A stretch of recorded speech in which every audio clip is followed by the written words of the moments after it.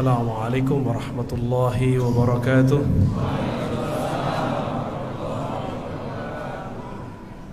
Suaranya jelas? Jelas ya? Alhamdulillahilladzi ja'alana min ummati sayyidina Muhammad sallallahu alaihi wasallam. Asyhadu an la ilaha illallah wa asyhadu anna Muhammadan abduhu wa rasuluh.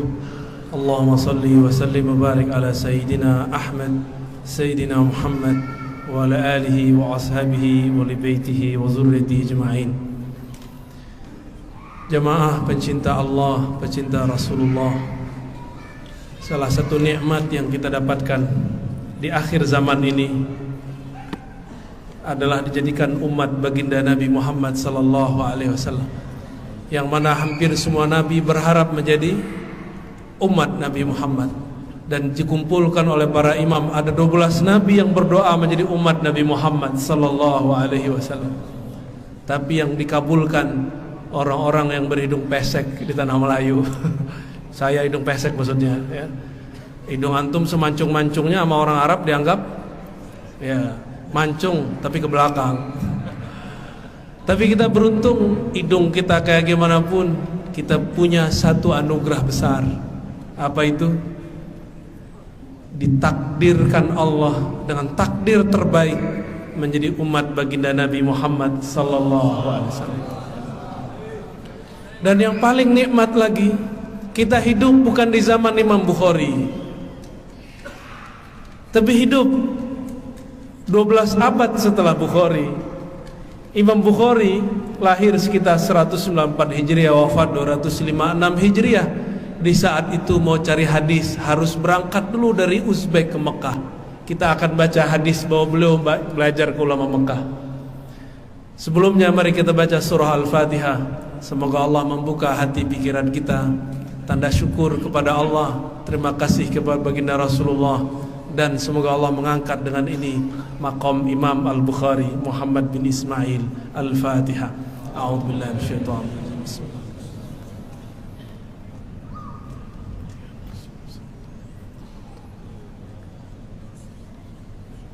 Amin. Wa bisanadina al-muttasil al-imam Muhammad ibn Ismail al-Bukhari Amirul Mu'minin fil hadis qala bab man bada'a bi syaqqi ra'sihi al-ayman fil ghusl. Bab riwayat Nabi, maksud man di situ Nabi, yang memulai mandi dari bagian kepala kanan. Wa bihi qala haddatsana Khallad ibn Yahya. Ada yang enggak disebut di situ, Al-Makki. Jadi beliau ini guru Imam Bukhari. Imam Bukhari orang Arab atau orang Uzbek? Uzbek yang ahli geografi. Uzbekistan itu di daerah mana? Pecahan Uni Soviet, sekarang masuk ke Asia Tengah. Kalau mau pergi ke Mekah, lewat dulu Afghanistan yang sekarang lagi konflik, masuk ke Persia, Iran, masuk ke Irak, baru masuk ke tanah Hijaz. Berapa negara tuh?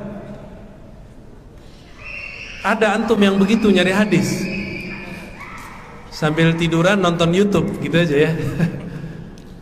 Khusus ngaji hadis, walaupun dari rumah jangan tiduran ya. Khusus ngaji hadis, ngaji tafsir, kalau lagi ngaji dua ini jangan sambil tiduran kalau bisa, kecuali rekaman. Kenapa? Suatu kali Imam Malik, Imam Madinah, sakit berat, lebih dari corona. Sakit berat, gak bisa bangun. Tiba-tiba ada tamu agung dari jauh. Bagi beliau tamu itu agung semua. Bertanya tentang hadis, ingin mendengar hadis dari Imam Malik. Datang ketuk pintu, ditanya mau ngapain? Mau belajar hadis Tuan Syekh. Imam Malik mengatakan, baik, tunggu sebentar saya mandi. Beliau yang tadinya nggak bisa bangun langsung bangun. Kenapa? Beliau hendak menyampaikan kalam-kalam sang kekasih Rasulullah sallallahu alaihi wasallam. Beliau mandi, lalu pakai baju yang bagus. Maka tadi walaupun di Masjid Al-Muqaddis saya nggak pakai jubah, khusus kajian hadis. Tadi minta anterin dulu ke penginapan kita. Saya mau ngambil jubah karena mau menghormati Imam Al-Bukhari, kitab Sahih Al-Bukhari. Kalau yang lain cukup pakai ini udah cukup.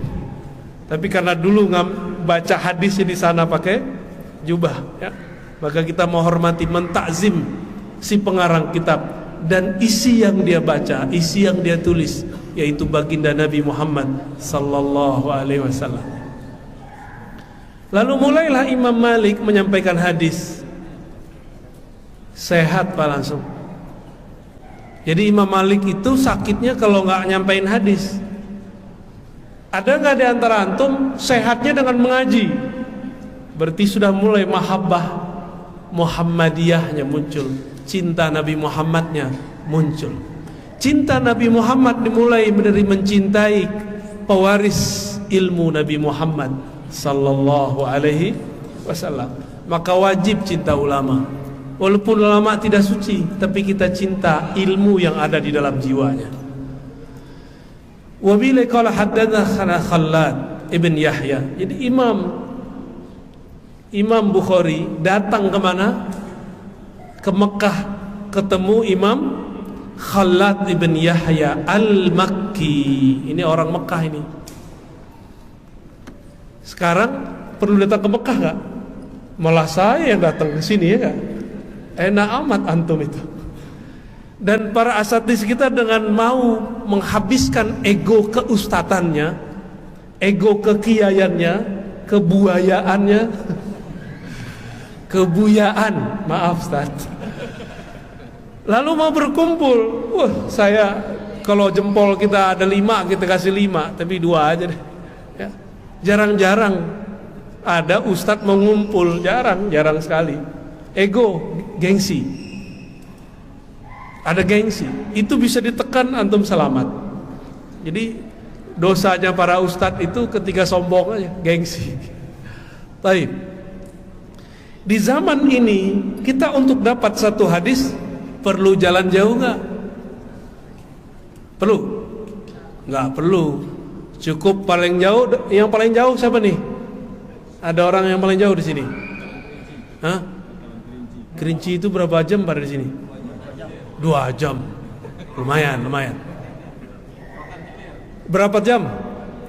Rokan Hilir, masya Allah, mabruk, ya, barakallahu fikum. Siapa lagi yang jauh? Hah? Itu naik kapal dulu ya? Udah tenggelam berapa kali antum? Pantai, ya? Iya. Hah? Ada pantai Raja juga. Berapa jam? 3 jam. Ada lagi bagian sini. Jadi kalau antum males ngaji, ingat-ingat aja Imam Bukhari dari Uzbek jalan ke Mekah. Lupakan capek itu, lupakan sakit, lupakan lelah, lupakan macet, semua lupain. Seandainya Imam Bukhari hidup di zaman ini, bahagia gak beliau? Betapa enaknya hidup di zaman ini. Gak usah kemana-mana, buka Play Store, buka Google, ada hadis. Cuma karena baca hadisnya tidak dengan toharah, bersuci lahir batin, bukan baca hadis jadinya, baca hadas. Jadi ketika baca hadis mulutnya berhadas, bertambah dalil, bertambah kebenciannya kepada sesama umat. Itu berarti gak berhasil belajar hadis. Imam Khallad bin Yahya mengatakan qala haddatsana Ibrahim ibn Nafi' anil Hasan ibn Muslim an Safiyah binti Syaibah an Aisyah. Semuanya orang Mekah itu. Kita cek benar gak kata rawi, kata syarahnya, kata syarihnya. Ya betul. Imam Ibnu Hajar Al-Asqalani mengatakan mereka ini pernah tinggal di Mekah, pindah-pindah ke Kufah, pindah ke Baghdad, pindah kemana. Tapi karena pernah tinggal di Mekah, Aisyah orang Mekah bukan? pindah ke mana? Madinah. Maka mereka semuanya Makkiyun, ya. Khusus Imam Khalad ibn Yahya ini walaupun orang Mekah, tapi beliau perjalanannya panjang. Besar kemungkinan Imam Bukhari ketemunya di tengah perjalanan, bisa jadi di Mekahnya, bisa jadi di Kufah. Wallahu alam mana yang benar. Maka ini salah satu guru tua, ya. Disebut kibarus syuyukh, guru tua. Kata Sayyidatuna Aisyah, kunna idza asabat ihdana janabah. Ini masih bab janabah aja, ya. Ajib, enggak apa-apa menghargai Imam Bukhari. Kami kalau junub, ini yang belum cukup umur, mohon maaf. Junub, mandi hadas besar. Hadas ada dua, hadas kecil hilang dengan wudu, hadas besar hilang dengan mandi. Bedakan hadas sama najis. Kalau kaki kita terkena najis, wudunya masih ada nggak? Benar. Tapi sholatnya sah nggak? Jadi dihilangkan dulu najisnya, baru sholatnya sah. Nggak perlu ulang wudu. Paham? Ya. Jika kami terkena atau kami junub, akhazat.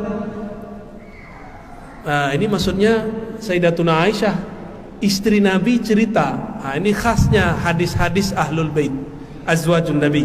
Cerita tentang isi rumah Nabi. Di kamar mandi, di dapur, di kamar itu diceritakan oleh Aisyah mana yang boleh diceritakan.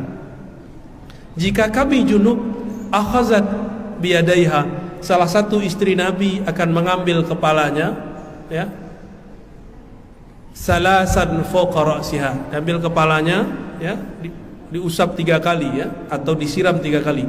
Summa ta'khuz biyadiha ala shiqqiha al-ayman. Bagian yang, tapi kepala bisa dibagi enggak?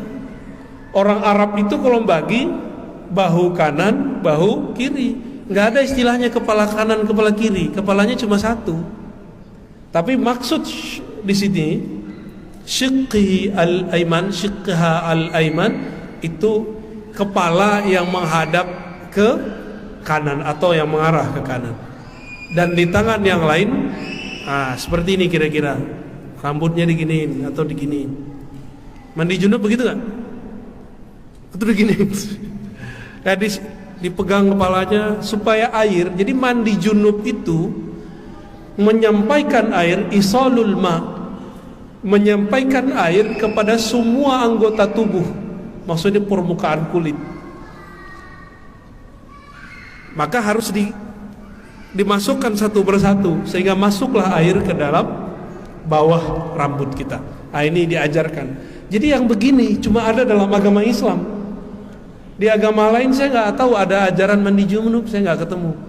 Ada yang pernah non muslim cerita aja, ya. Kalau ada tolong saya diluruskan. Tapi setahu kita nggak ada. Setahu kita nggak ada, ya. Hadis ini diriwayatkan oleh Imam Bukhari. Jarak beliau dengan Nabi ada 1, Khalad, Ibrahim, Hasan, Sofiyah, Aisyah. Jadi disebut khumasi. Jarak antara beliau dengan Nabi ada 5 orang, dan itu standar, ya. Gimana Ustaz? Cukup? Langsung ke tema. Apa temanya? Coba dibaca. Selamatkan akidah dari ahlul bid'ah. Antum yakin gak antum ahlus sunnah? Yakin gak? Serius? Cius. Kita ini boleh merasa benar, tapi tidak boleh merasa paling benar. Tolong, ini saya akan ulang-ulang kalam ini selalu. Silakan merasa benar, tapi jangan merasa paling. Kalau ini tidak benar, untuk apa kita perjuangkan? Benar gak? Karena kita tahu ini benar, kita perjuangkan. Tapi kita tidak boleh merasa paling benar, karena al-haq, paling benar itu cuma Allah Subhanahu wa ta'ala, baginda Rasulullah sallallahu alaihi wasallam. Imam Bukhari ini akidahnya sahih enggak? Sahih, benar. Tahu dari mana? Ngaji kitab tauhid. setiap Jumat pagi saya kalau nggak ada halangan, kecuali ini pekan ini enggak nih ya, itu ngaji, cuma sayangnya pakai bahasa Arab. Jadi Sahih Bukhari jilid terakhir ada Kitabut Tauhid, bab tauhid. Itu tauhidnya Imam Bukhari.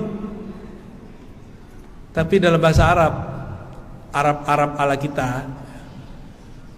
Lumayan, ya.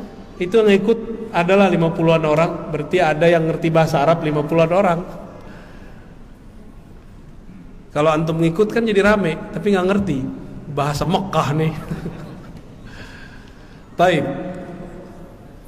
Imam Bukhari akidahnya apa? Ahlus. Dia punya murid namanya Al-Firabri, umurnya panjang. Al-Firabri ini semasa dengan Imam Abul Hasan Al-Asy'ari. Makanya akidah mereka sama. Al-Firabri ngaji Sahih Bukhari pertama kali di Khurasan, di wilayah Naisapur. Khatam pertama. Imam Bukhari di sana digosipkan, difitnah akidahnya sesat. Maka ini para ustadz ini wajah-wajah udah siap difitnah ini. Ada yang nggak siap nih. Gimana Ustadz? Antum siap Ustadz? Siap difitnah sesat nggak? Biasa aja kali. Ya. Imam Bukhari difitnah sesat oleh seniornya sendiri, namanya Muhammad Az-Zuhli. Makanya di sini udah nggak ada nama Az-Zuhli, udah dihapus. Imam Muslim tadinya meriwayatkan beberapa hadis dari Az-Zuhli, langsung dia coret. Az-Zuhli awal-awal Imam Bukhari masuk ke kota Naisapur bermanis-manis mulut. Ini saya harap antum bukan mujamalah manis di luar, pahit di dalam, ya. Ngajilah ke Bukhari. Hazal ghulamus salih, isma'u min hadzal ghulamis salih, kata si Az-Zuhli. Belajarlah kepada anak yang sangat saleh ini. Jadi dia masih pakai senioritas. Anak, seharusnya dibilang al-alim as-salih. Ternyata itulah hijab dia belakangan. Hati-hati antum, ya. Hati-hati nih para ustaz, hati-hati para ulama. Kalau kita sok-sok tawadu bisa kemakan. Jangan tawadu supaya naik.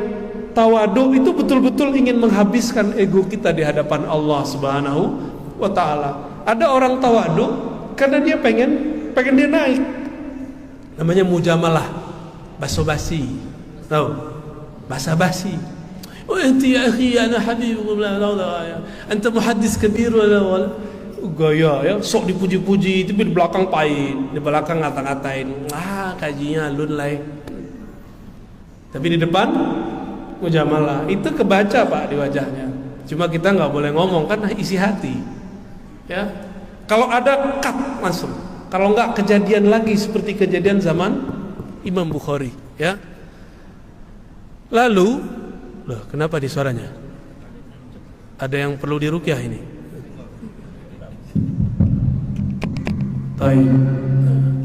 Halo. Imam Az-Zuhli diprovokasi orang. Kok diprovokasi? Setiap kali majelis Imam Bukhari, kebetulan waktunya bersamaan. Sisalah yang tadinya penuh di majelisnya Imam Zuhli, sekarang lebih dari 2/3 pindah ke majelis Imam Bukhari. Kok bisa begitu?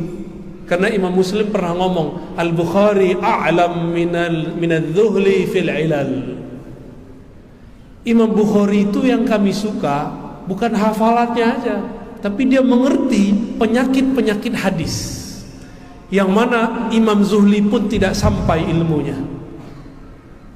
Karena orang mulai faham, mulailah berkurang. Sisalah cuma beberapa saf murid Imam Az-Zuhli. Masuklah munafik, syaitan berwajah santri murid jamaah terdekat. Apa kata dia? Imam Zuhli, Bukhari itu kamu tahu gak? Dia itu akidahnya gak beres. Dia mengatakan talaffuzuna bil Quran makhluk. Kalau kita melafazkan Quran Bismillahirrahmanirrahim, lafaz ini makhluk. Menurut kamu bagaimana Zuhli? Imam Zuhli langsung teringat Imam Ahmad gurunya. Wah, itu kafir, itu bid'ah. Minimal dia bilang bid'ah, mubtadi'. Padahal maksudnya kan gak begitu. Nanti dikirim lagi orang, udah kamu dengerin lagi. Nah, nanti datang lagi, tambah banyak. Oh betul, ternyata orang ini gak ngerti juga maksudnya apa.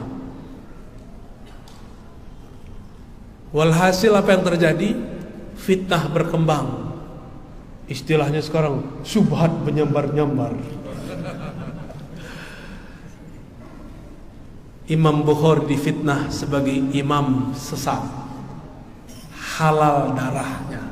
Jadi sudah sampai fatwa Imam Bukhari halal darahnya, bakal dibunuh tengah malam ini.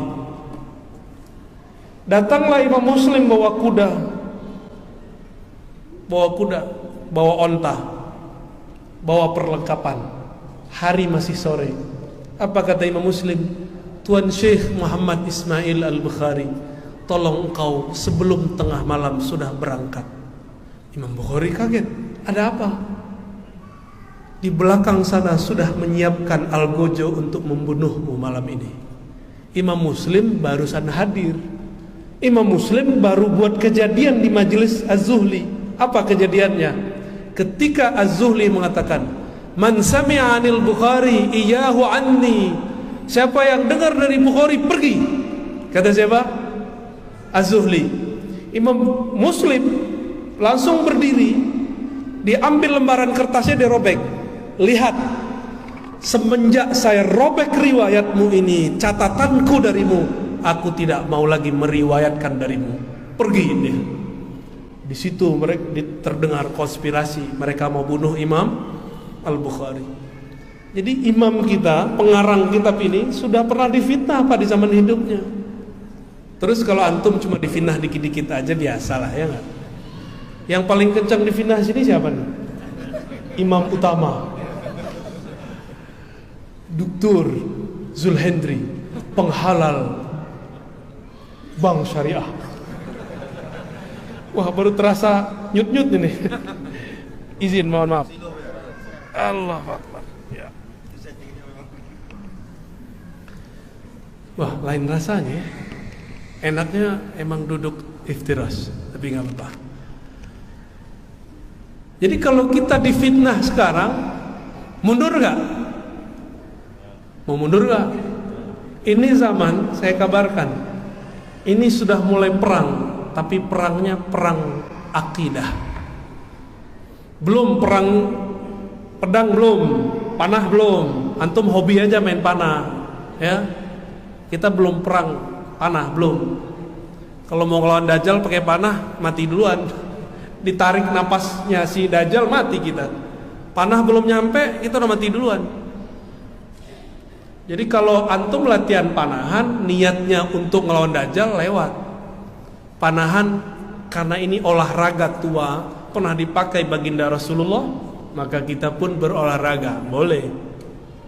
Cuma kalau itu diniatkan untuk melawan Dajjal, lewat. Dajjal itu sakti, Pak. Jangankan panah, hujan pun berhenti oleh Dajjal, ya. Jangankan itu, kubur udah mati, itu dia hidupkan lagi bisa, walaupun itu setan jin yang menyerupai orang mati, hidup lagi. Dia bilang awan, datang awan, kayak Son Goku, tapi bukan awan Kinton. Dulu waktu kecil kita nonton ya, sampai ke bawah-bawah mimpi, ya Allah. Jadi kita latihan olahraga akhir zaman bukan untuk perang sama Dajjal, nggak sanggup. Dajjal itu bawa kebohongan. Sorganya neraka, nerakanya sorga. Berarti ini belajar apa nih? Belajar sir. Jadi kalau ingin melawan Dajjal, panah kolbu dulu dipelajari, baru bisa kita memahami perang akhir zaman. Nggak cukup naik kuda doang, harus kuda jiwa ini, kan kuda ini. Ini liar ini, Pak. Bisa nendang orang nih jiwa kita ini. Bener gak? Nafsu ini lebih kuat daripada kuda manapun. Maka kendarai dulu kuda jiwamu, baru engkau bisa melawan musuh akhir zaman nanti. Insya Allah. Kembali ke Imam Bukhari. Imam Bukhari habis itu ngapain? Dia berangkat balik, diikuti oleh muridnya Al-Firabri. Sampai di Uzbek, di kota Bukhara, beliau pun mendengarkan kembali Sahih Bukhari dari Imam Al-Bukhari. Berarti 2 kali khatam. Al-Firabri nanti punya murid, banyaklah jalurnya. Ada nanti namanya Ibnu Hamuyah, ya. Ada Ad-Dawudi, macam-macam. Mereka ini punya murid namanya Abu Zar Al-Harawi. Saya sudah sering cerita di sini. Ya, karena berkaitan dengan Sahih Bukhari, kita ambil kali kisah itu. Antum pada lupa kan? Padahal ada rekamannya kan? Ya, kita ulang lagi ya. Imam Abu Zar Al-Harawi ini orang Afghanistan, orang kota Herat. Maka disebut Al-Harawi. Kalau cari di GPS itu Herat. Kota Herat itu kota ahli hadis. Mereka berbicara 3 bahasa. Bahasa Arab, bahasa Persia, dan bahasa kampung di situ. Dari Al-Hera ini juga ada Imam Ibnu Majah, banyak dari situ ya. Imam Abu Zar Al-Harawi juga sama, dia mau pergi haji, sekalian mau mengaji kepada ulama-ulama di setiap kota yang disinggahi. Sampailah di suatu kota namanya Baghdad, bertemu murid dari muridnya Imam Al-Ash'ari yang sezaman dengan Al-Firabri, namanya Imam Al-Baqillani, yang dulu ditanya orang, kenapa engkau mendebat ahlul bid'ah? Inilah cerita, judulnya diambil dari situ. Selamatkanlah, apa baca dong? Ya, antum baca, aneh minum dulu. Bismillah.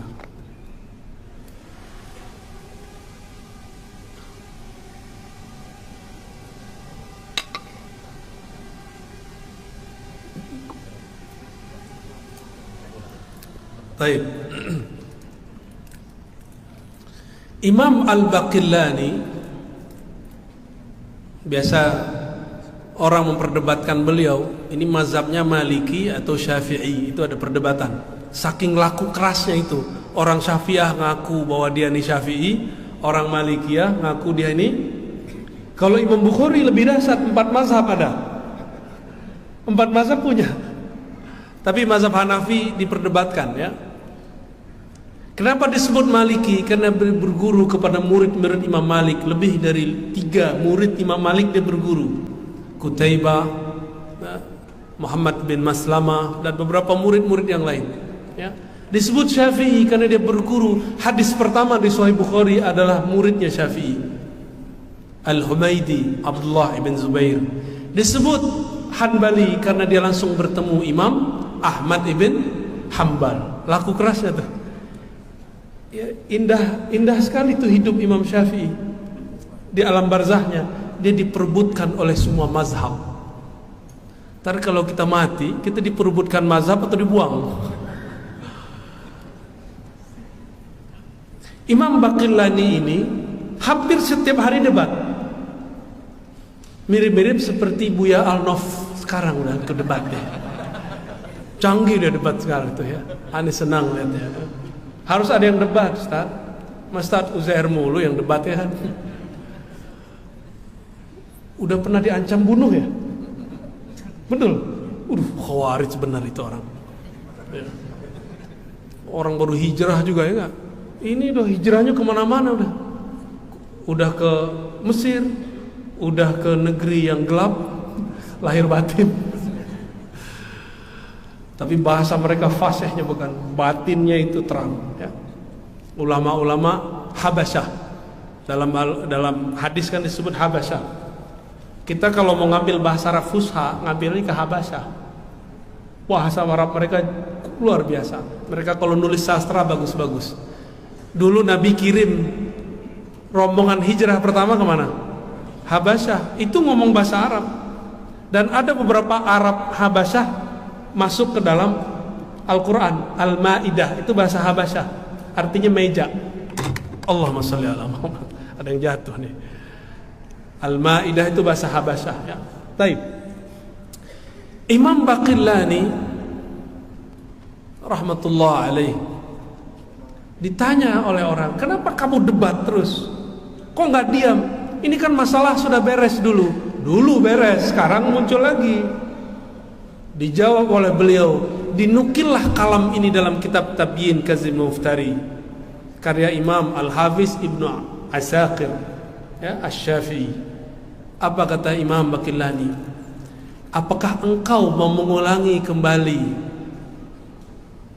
penistaan terhadap ulama di zaman Abbasiyah?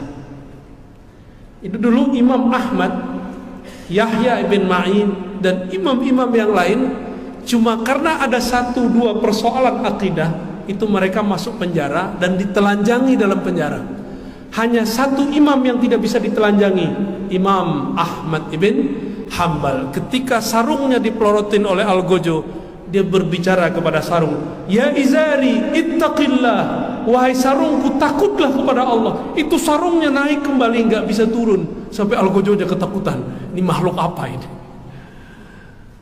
Itu karamah Imam Ahmad ibn Hanbal. Bahkan ada imam namanya Ahmad ibn Nasr, temannya Imam Ahmad bin Hanbal, digantung di salib dan baru diturunkan 7 tahun setelah dia digantung. Cuma karena masalah perbedaan sedikit. Hanya Ahlus Sunnah yang toleransinya tinggi. Mu'tazilah yang kata orang kampus itu pikirannya maju, enggak juga. Kalau mereka berkuasa, yang lain mereka hantam. Ulama Ahlus Sunnah yang meriwayatkan hadis Allah bisa berjumpa di akhirat masuk penjara, dianggap sesat. Jadi ulama-ulama Ahlus Sunnah ini, mereka ini kalau dulu hidup ini masuk penjara semua ini. Gak ada yang bertahan di sini.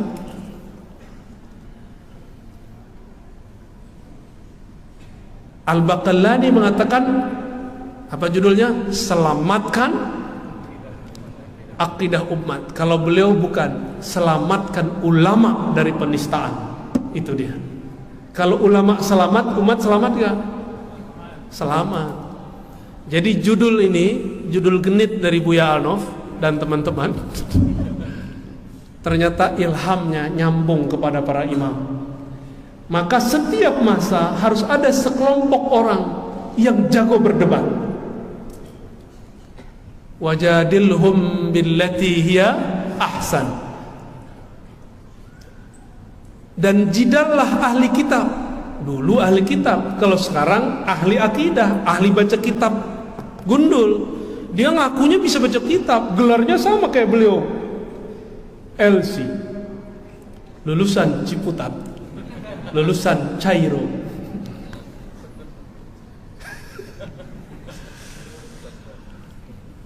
Lulusan Corona.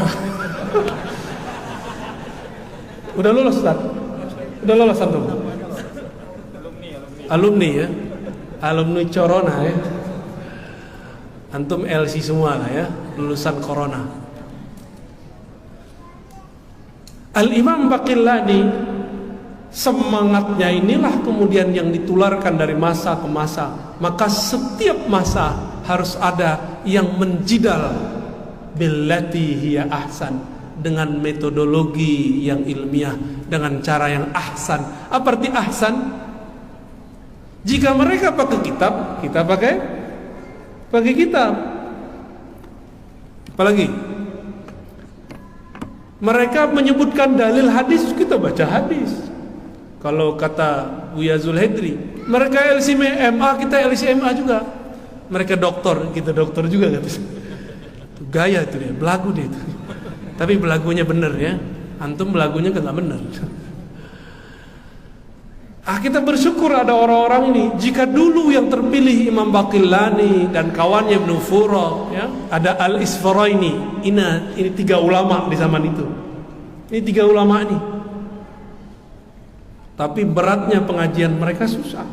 Jadi dia itu Al-Baqillani, Ibnu Fura dan Al-Isfaraini kalau ngaji ngelewatin pasar. Kalau ngelihat pasar sama kayak kita masuk mall. matanya jelalatan nggak?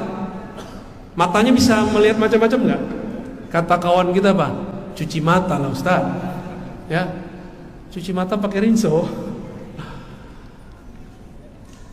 Imam Baqillani Ibnu Furak Isfarani datang kepada gurunya, murid Asy'ari, namanya Imam Abul Hasan Al-Bahili. Siapa namanya? Ini udah pernah kita bahas juga, kita ulang lagi. Sampai di rumah Abul Hasan Al-Bahili. Abul Hasan Bahili sensitif, dia punya jiwa yang sensitif. Ternyata Abul Hasan ini seorang ahli akidah, ahli hadis, ahli tafsir, tapi juga seorang waliullah, ahli qalbu, sufi. Beda dengan sufi Pekanbaru, suka film Korea. Kalau ini sufi asli. Wow, depannya ada yang suka film India katanya, curhat. Al-Bahili dia tidak mau melihat mata yang selesai, yang habis lihat maksiat. Karena beliau Allah izinkan melihat bekas dosa orang. Ini Bahili. Beliau mendapatkan ilmu yang diwariskan dulu dari Nabi kepada Sayyidina Utsman. Sayyidina Utsman itu kalau ada orang matanya habis jelalatan, ngelihat cuci mata, ya, ngelihat yang bukan haknya, itu Sayyidina Utsman langsung bisa tahu dengan izin Allah, binurillah, dengan cahaya Allah. Imam Abul Hasan Al-Bahili merasakan hal yang sama. Apa kata beliau? Kita belajar cukup di balik tabir ya. Jadi pakai tabir. Tabir. Apa kata beliau? Aku tidak mau terganggu atau mengganggu kalian, karena kalian baru saja mengotori mata kalian dengan maksiat. Begitu dulu ulama kita menjaga ilmunya. Jadi beliau kalau ngelihat langsung kelihatan sama dia apa yang kita lihat. Bahaya nggak? Bahaya. Maka dia mengatakan, daripada ya saya tidak kuat, mending saya tahan. Dididik oleh Bahili, dididik, karena kemudian didikannya keras. 3 imam ini sampai sekarang disebut-sebut namanya di dalam kitab, dibahas dalam perdebatan. Tidak adalah seorang yang pejuang akidah Ahlussunnah bermanhaj Asy'ari kecuali dia mengenal 3 imam ini dan baca karya-karyanya. Imam Baqillani inilah yang menyelamatkan umat dari 2 kelompok. Satu kelompok Mujassimah, kelompok yang menjisimkan, menyerupakan Allah atau menghukumi Allah, mensifati Allah dengan sifat jisim. Dia tidak bilang Allah serupa dengan makhluk, tapi dia menyebutkan karakter yang sama dengan makhluk. Itu disebut mujassim. Kalau yang menyerupakan zat dengan makhluk disebut musyabbih. Paham? Apa beda musyabbih dengan mujassim? Musyabbih tasbihuz zat, menyerupakan sampai kepada zat. Kalau mujassim menyerupakan sifat.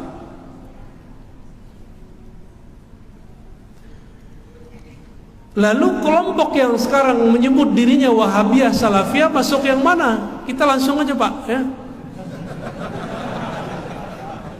Kenapa saya berani menyebut begini? Karena mereka sudah mulai memfatwakan dalam kajian-kajian mereka, akidah Asy'ariyah itu dhalah, sesat, firqatun dhalah. Benar enggak? Antum sudah dengar belum? Mau diam? Diam dosa besar antum. Apalagi ustadz diam. Udah nggak boleh diam. Ini sudah perang Pak. Mundur sama dengan al-firar minaz zahaf. Orang yang mundur tidak mau maju terus pada saat segenting ini, dia sama hukumnya ketika berperang mundur lari dari peperangan. Dosa besar nggak? Jadi mulai detik ini tidak ada lagi ceritanya Ustadz sudahlah, nggak ada cerita begitu. Antum nggak ikut, keluar barisan.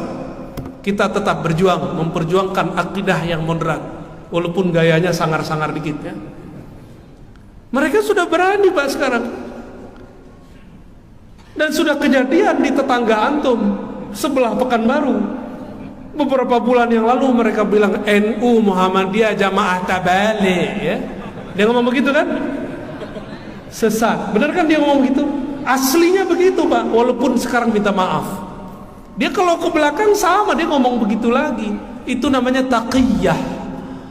Ternyata taqiyah itu tidak hanya milik Syiah Rafidhah, tapi juga milik Wahabiyah. Jadi mereka benci sekali itu sama orang itu tuh.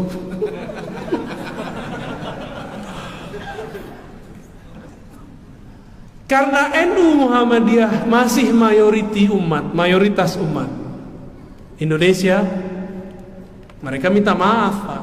Coba kalau sudah minoritas, digilas oleh mereka itu. Nggak usah jauh-jauh, masjid aja lah. Masjid kalau udah dikuasai gimana? Wah habis, kunut habis, zikir habis. Katanya mengerti ikhtilaf, tapi kok giliran beda dikit mereka nggak mau toleransi. Kita sih nggak ada masalah orang nggak kunut subuh, yang penting jangan membatalkannya.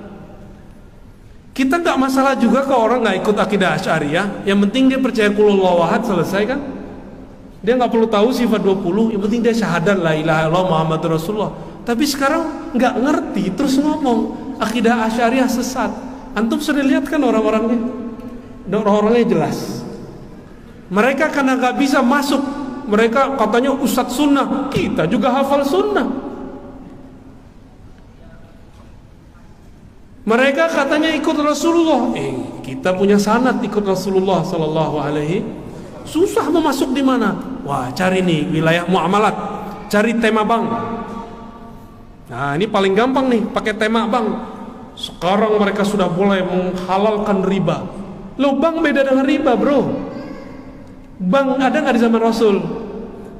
Nggak ada. Maka hukum tentang bank akan selama-lamanya diperdebatkan. Namanya fikih. Namanya fikih. Antum boleh beda sama aneh, nggak ada masalah. Ustadz, saya pilih bank syariah, nggak ada apa-apa. Ustadz, saya nggak mau ikut bank. Aneh panggil sini, keluarin dompetnya, kartu-kartunya semua. Kita keluarin mana banknya, sama nomor-nomornya sekali. Loh Ustadz, ini perampasan? Bukan, katanya antum nggak ikut bank lagi, nggak mau ngambil bank. Itu kartu-kartu bank. Handphonenya cek, ada uang digital nggak di situ? Ada, transfer ke kita aja. Mau? Jadi kalau ngomong anti bank, pikir dulu, itu fulus namanya rupiah. Yang buat siapa? Bank. Bank itu sistemnya apa? Bank Indonesia konvensional. Mikir dulu kalau mau mengharamkan suatu. Panjang ceritanya. Saya nggak ngajak antum nambung ke bank konvensional, nggak. Kita penganjur bank syariah. Cuma tidak mengharamkan mutlak bank-bank yang ada itu, kecuali bank Toyib.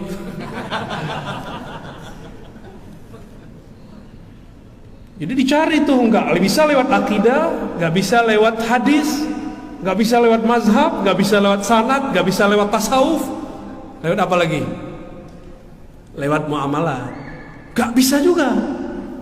Wah, ada tema baru nih, Taliban. Nanti nih ustadz-ustadznya bakal diadu dengan tema Taliban. Saya mau tanya, kalau saya sepakat dengan antum, ini nambah iman nggak masalah Taliban? Kalau kita beda, nambah iman nggak? Enggak. Terus kalau beda opini boleh nggak? Boleh. 2024 nanti pilihannya nggak tahu ada berapa orang nih. Kalau nanti UZR pilih A, Ustadz Arnof pilih B, gimana? Boleh nggak? Ayo, boleh nggak? Yang bilang boleh waras. Boleh nggak? Boleh nggak? Pada takut nih, karena habis trauma 2019 ya. 2019 beda pilihan, beda iman. Satu surga, satu neraka. Lo yang dipilih jadi menteri.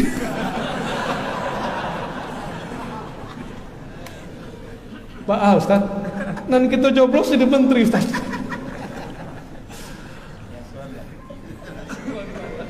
Nyesel juga kita tengkar-tengkar dulu ya.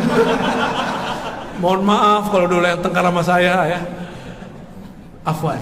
Kita nggak mau mengulang kesalahan itu 2024 kalau masih ada pemilu, Pak.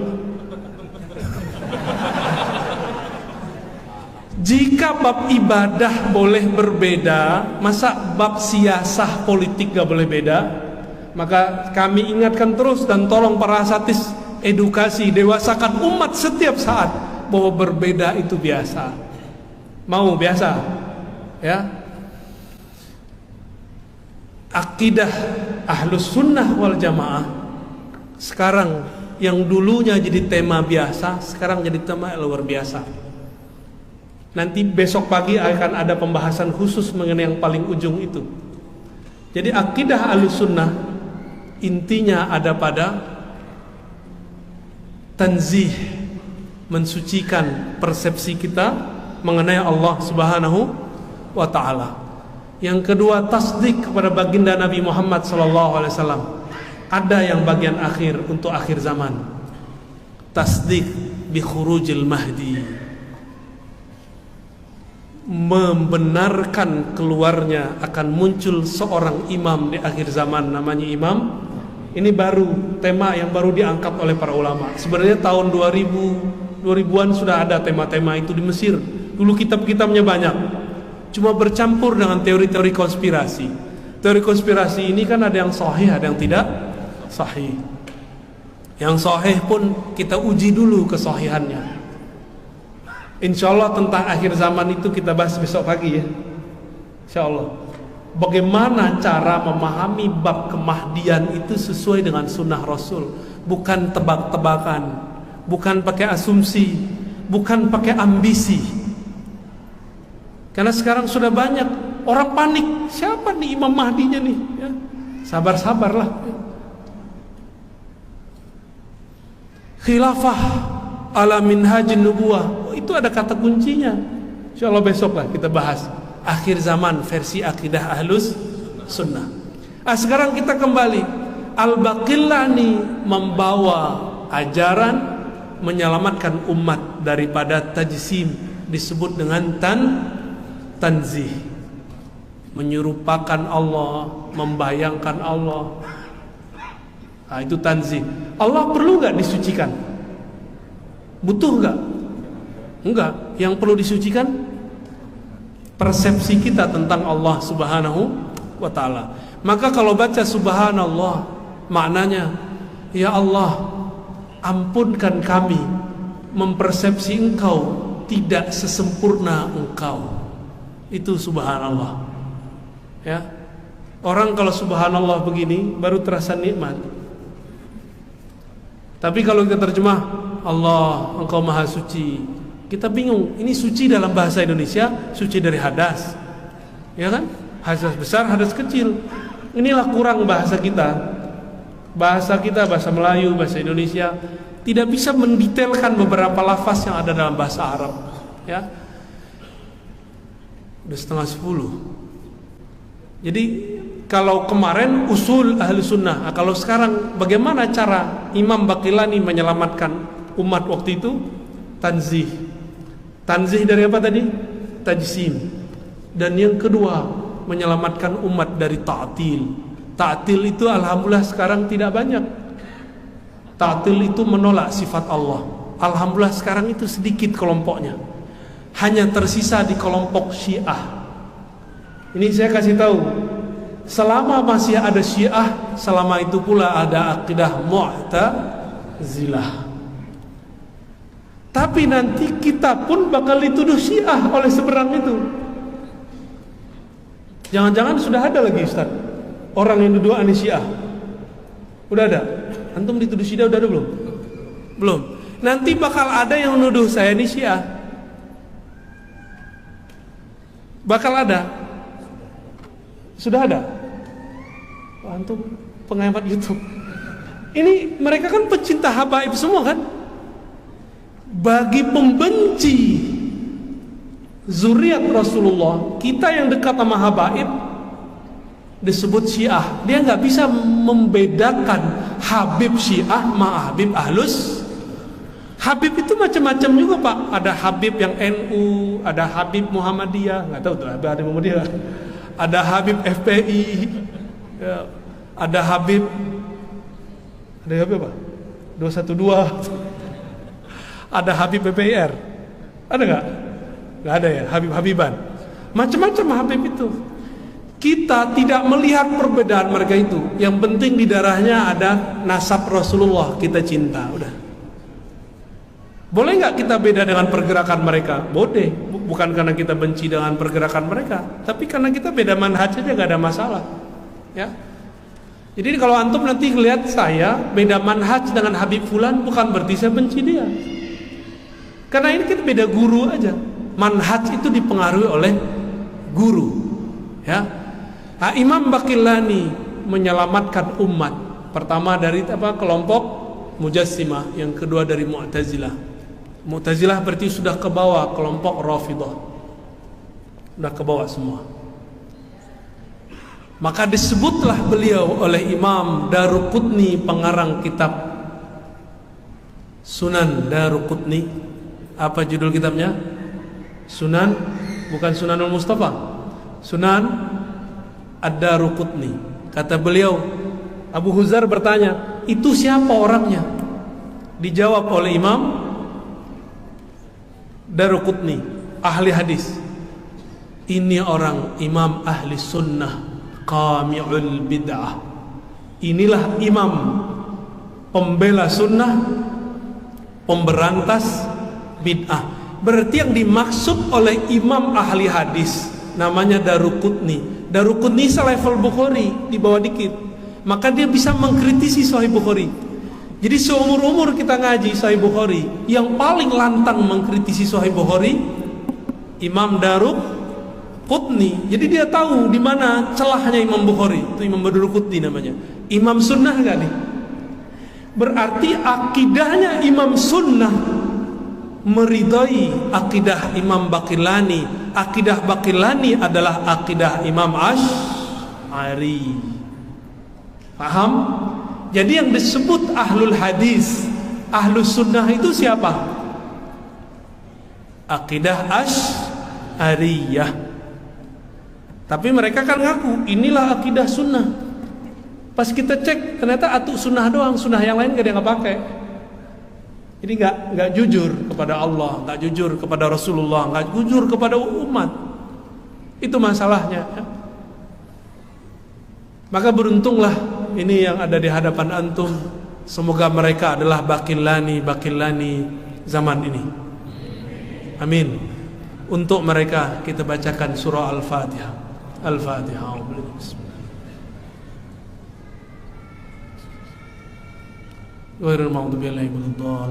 Semoga dengan surah Al-Fatihah ini Allah kuatkan mental para ustadz kita, biar gak takut dicaci, biar gak mundur dalam perang akidah zaman ini.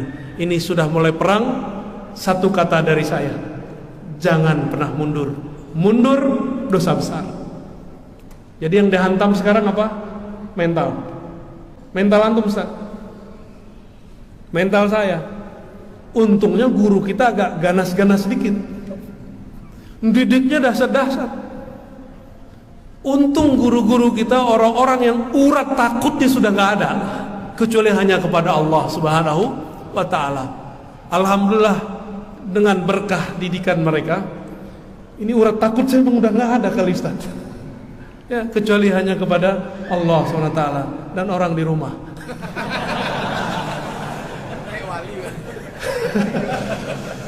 Taib, ada diskusi nggak Ustaz? Ya, tafadhal kalau mau ini silakan dikondisikan. Baik, terima kasih kepada Dr. Asosiasi. Kita persilakan untuk 3 penanya terlebih dahulu. Jadi setelah kanan kami, depan.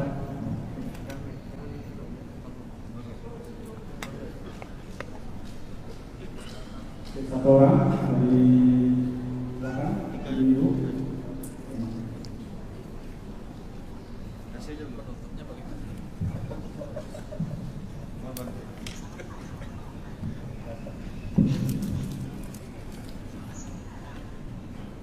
Assalamualaikum warahmatullahi wabarakatuh.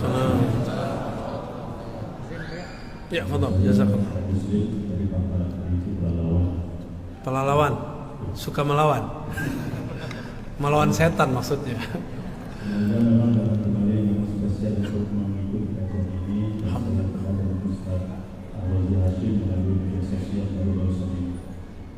saya merasa juga, ini saya merasa minder.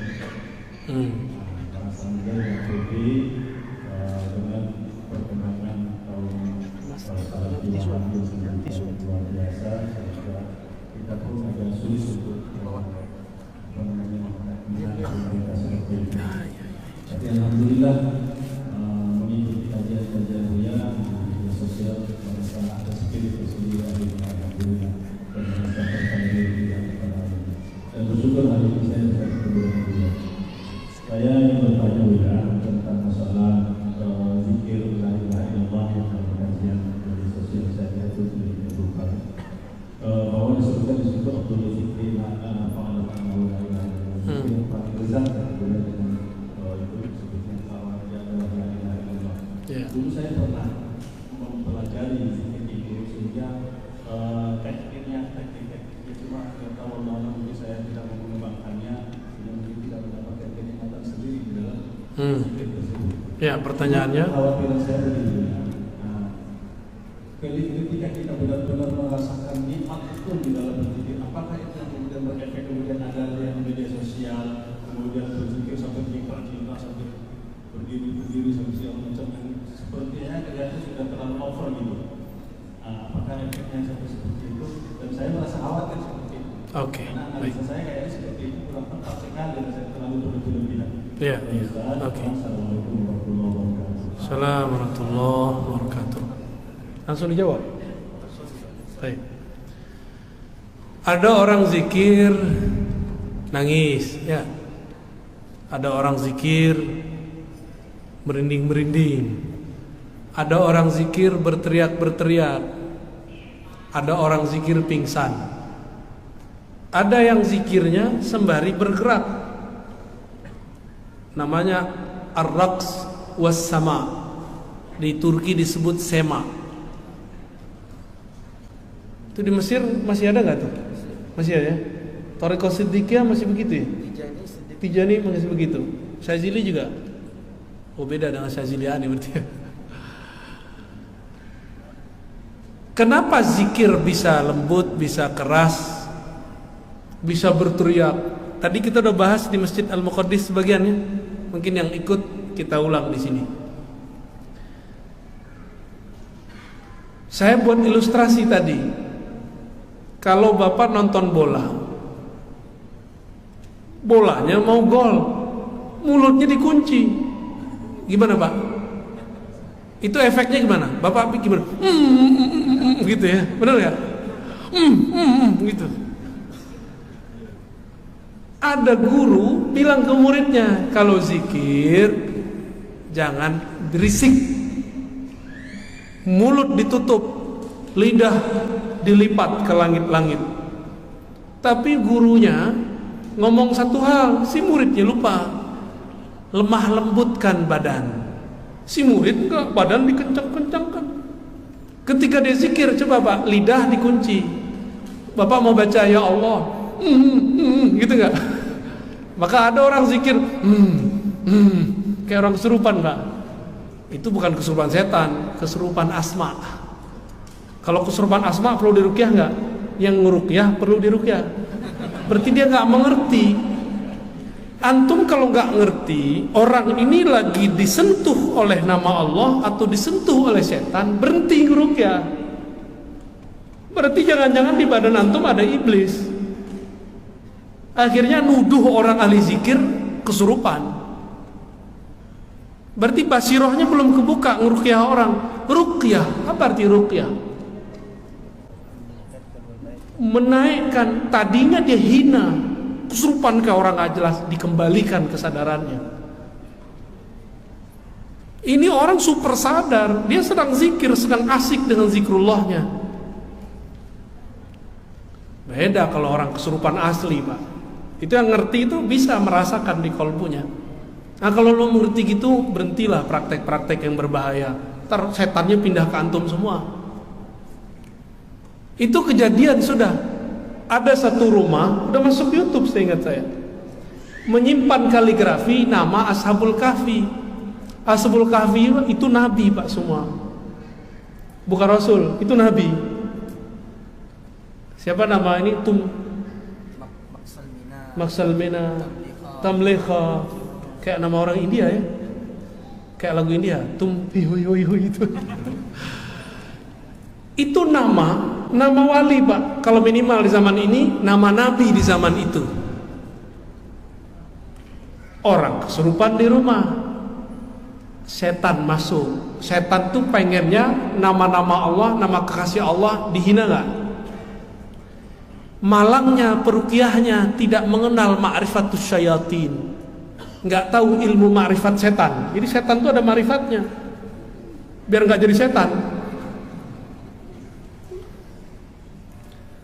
Walhasil orang kesurupan tuh ngomong dia tunjuk, dia lagi kesurupan jin jahat, setan, ditunjuk-tunjuk nama Ashabul Kahfi, akhirnya disuruh hancurkan.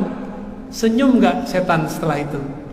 Senyum, diam dia, pura-pura. Itu dia bukan hilang, dia cuma sembunyi sebentar di balik pembuluh darah kita. Berhasil nggak dia menghina Allah dan Rasulnya? Itu Nabi Pak, nama Nabi, itu Mlikho itu. Dihancurkan, dipukul-pukul itu kaligrafinya. Benar nggak? Nah, kalau nggak ngerti-ngerti amat, berhentilah beruqyah ya. Tobat kepada Allah, cari lagi ilmunya. Ilmu itu luas. Di atas ruqyah yang antum tahu ada ruqyah lagi di atasnya. Rasulullah tuh ngeruqyah pakai sentuhan aja. Keluar langsung. Bisa nggak ngeruqyah begitu? Pada berhenti semua nih yang ruqyah ya. Nggak, jangan tutup kuliahnya. Jangan tutup, pelajari. Ya. Baik. Jadi orang-orang ini kolbunya agak sedikit girang Pak. Karena dia girang, ekspresinya harus diungkapkan di lidah, keluarlah teriakan. Ada yang bisa menyalurkan di badannya, bergerak dia, namanya roks. Itulah Jalaluddin Ar-Rumi. Ketika kolbunya girang menyebut nama Allah, badannya berputar-putar menari. Tarian itu indah atau tidak? Kenapa tari itu menjadi budaya? Karena dia indah. Udah pernah lihat Whirling Darwish Rumi belum? Indah gak? Indah sekali itu, muter kuat itu. Sembari dia berputar, dia berkalam-kalam, kalam-kalam yang indah. Dicatatlah, jadilah Masnawi Imam Rumi. Ada yang gak sanggup, nangis, lewat air mata keluarnya. Ada yang gak keluar air mata, keluarnya lewat paha, gerak-gerak pahanya. Ya. Kalau suraunya surau kayu, udah gempa-gempa separuh Pak. Ada yang tidak sanggup lagi, tubuhnya tidak sanggup, terjadilah pingsan. Itu disebut fana. Jadi itu gak ada masalah Pak, gak usah khawatir ya. Udah ada ulama Pak yang jelasinnya. Dan itu bukan ritual Syiah. Itu hanya salah satu seni dalam berzikir. Tapi saya memilih tidak itu ya. Cuma tidak melarangnya, karena ada ulama yang membolehkannya. Imam Ghazali memberikan syarat, Imam Izzuddin bin Salam pun memberikan syarat. Nah, syarat-syaratnya kita kaji dengan waktu ya, insya Allah. Ada pertanyaan? Apa beda istighfar sama taubat? Istighfar itu minta supaya Allah mengampuni. Ampun itu bahasanya belum paham kali ya. Ghafara itu artinya ditutup, menutup. Minta supaya Allah mentipek dosa kita, itu namanya istighfar. Maka ghafara bermakna satara. Allah maghfir lana sama artinya Allah masturna. Di dalam Dalailul Khairat ada satu doa, Allah masturna bisitrikal jamil. Ya Allah, tutuplah aib kami dengan keindahan sifatmu. Itu minta istighfar namanya. Apa bedanya dengan tobat? Kalau tobat itu ada penyesalan. Setelah mengaku salah dalam istighfar, lalu menyesalinya dalam tobat, maka at-taubah an-nadam. Tobat itu ada penyesalan. Orang kalau nyesel nangis gak? Jadi antum kalau tobat belum bisa matanya berkaca-kaca, berarti tobatnya belum sungguh-sungguh. Minimal berkaca-kaca kalau gak bisa nangis. Minimal hatinya bergemuruh kalau tidak bisa menangis.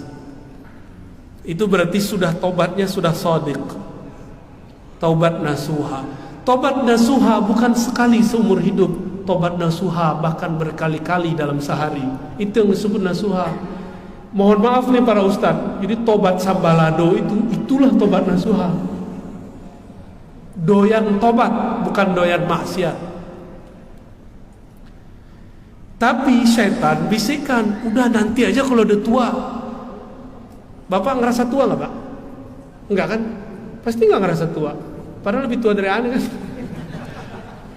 Satu kali guru saya Abu Ya Nu'man Bashir ngajak murid-muridnya yang sudah berumur 70-80 belajar zikir, talqin zikir. Apa kata muridnya? Buya, nanti sajalah kalaulah tua.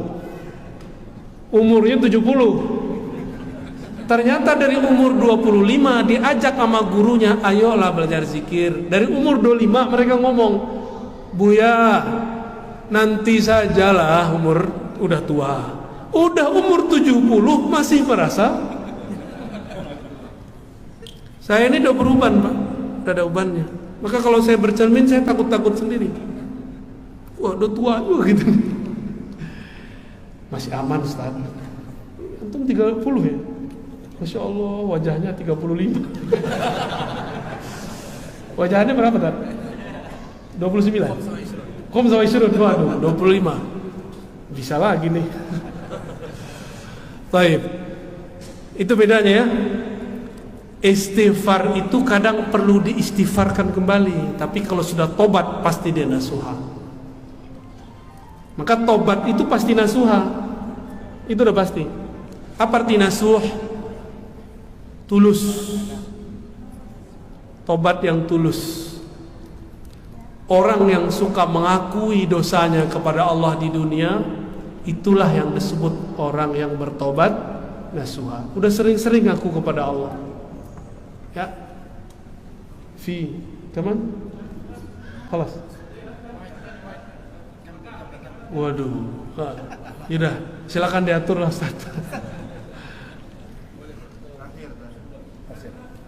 Ya, fadal. Langsung.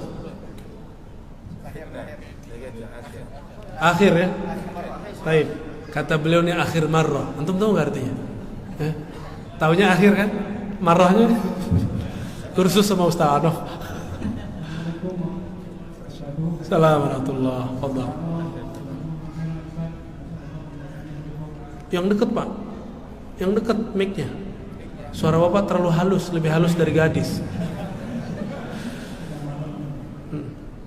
Terima kasih Ustaz telah menjelaskan dari awal bagaimana para muhaddisin ini dikenal sebagai ahli hadis yang dirujukan kita hari ini. Kemudian juga Ustaz menjelaskan tentang akidah ahli sunnah wal jamaah.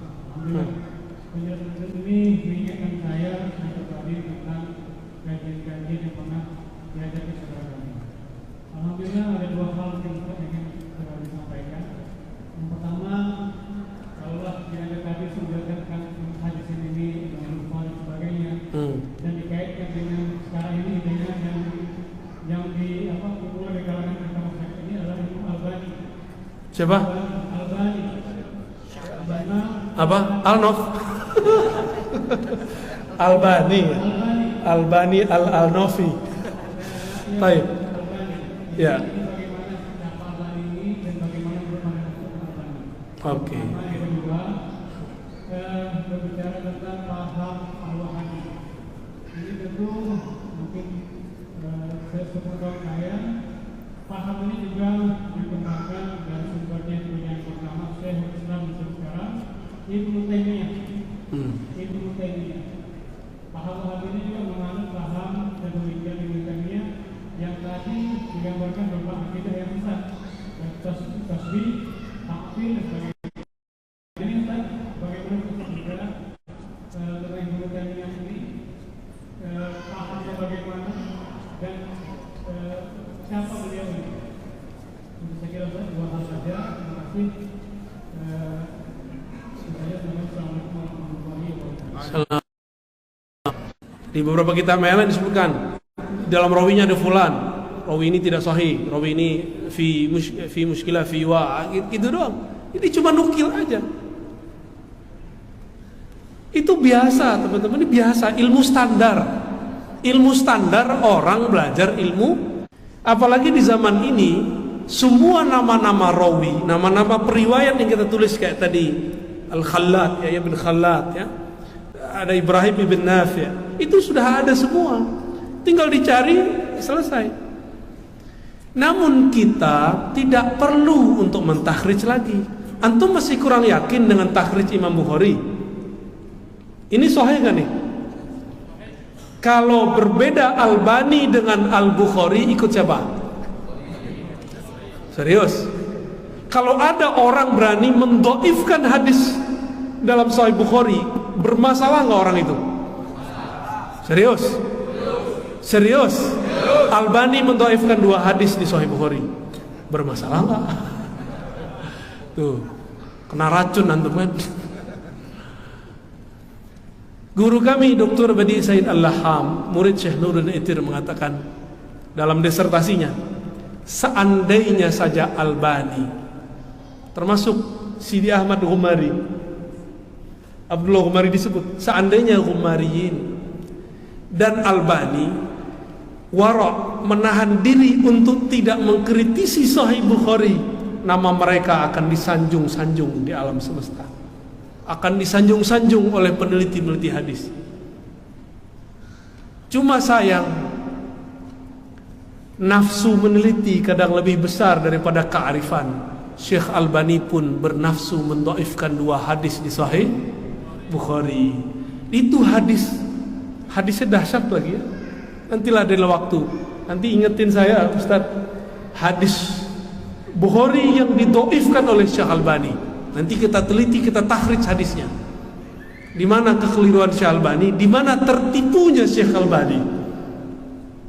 Kira-kira yang tertipu Al-Bukhari atau Albani? Serius? Yakin?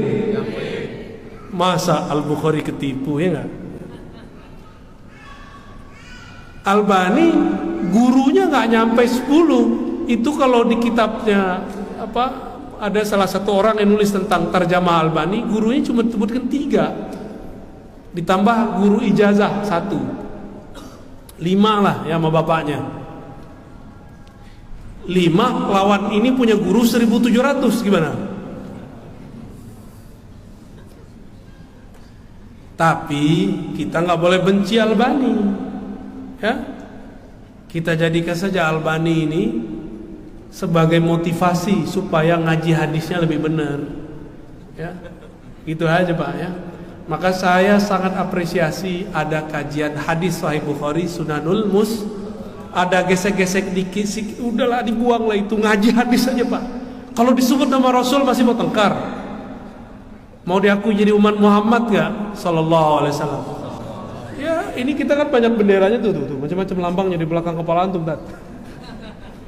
Gesek-gesek dikit udah lupain, disebut nama Rasulullah, hilangkan semua ego kita. Ya, nggak disebut-sebut lambangnya, udahlah biarin aja sih.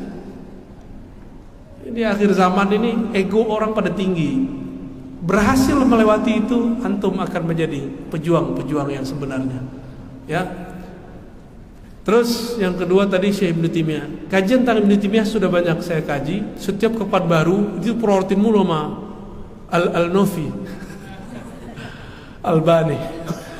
Ya, silakan dilihat lagi Pak.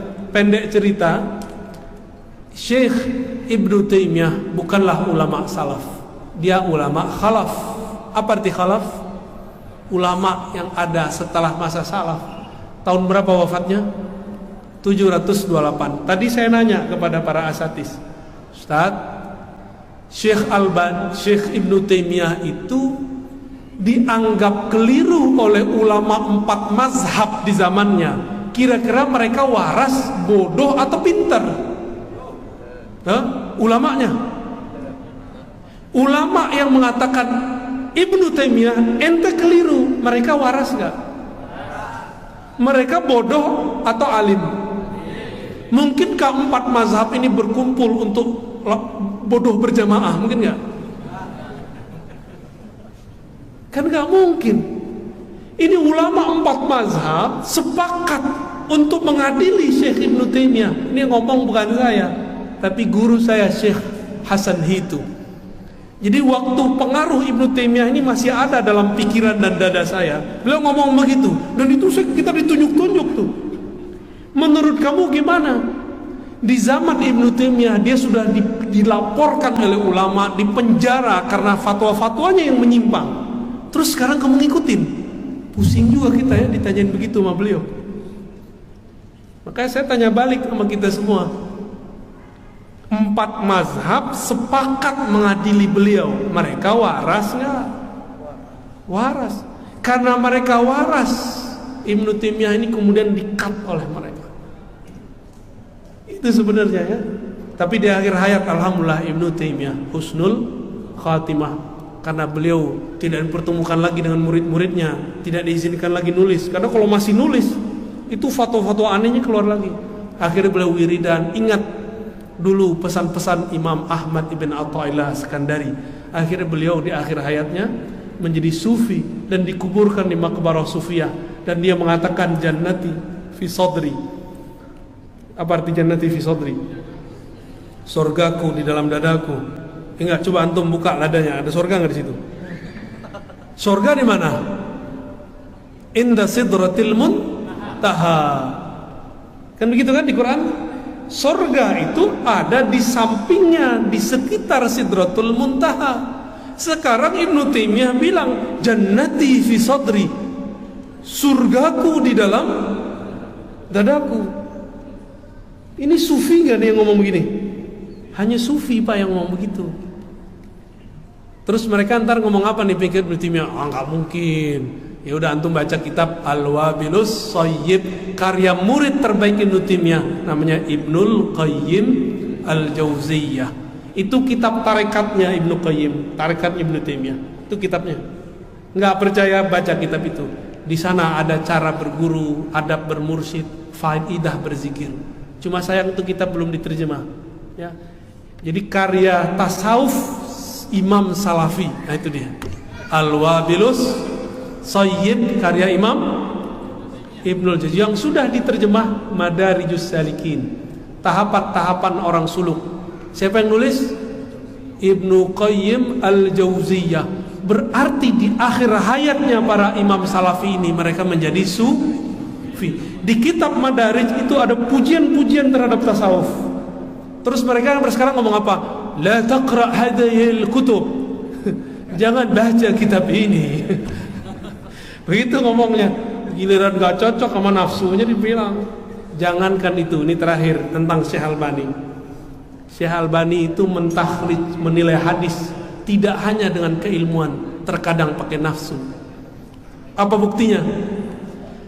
Ada hadis di Abu Dawud, ada hadis di Tirmizi, ada hadis di Ahmad. Hadisnya sama. Sayyiduna Abdullah bin Amr itu menuliskan nama Allah yang kemudian dijadikan jimat atau rajah untuk anaknya. Pernah nonton film Si Pitung nggak teman-teman dulu? Itu ada jimat nggak? Jimat gede itu ya, mirip-mirip itu apa namanya? Bukan X-Men, itu apa namanya? Avenger. Tapi beda. Abdullah bin Amr menuliskan a'udzu bikalimatillahi tammat min syarri ma khalaq. Terus ada lafaz tambahannya, min ghadabi bla bla bla bla. Ditulis, dikalungkan ke anaknya yang belum bisa baca tulis, belum bisa membaca. Syirik enggak? Sahabat loh. Halo. Itu namanya apa bahasa kitanya? Jimat.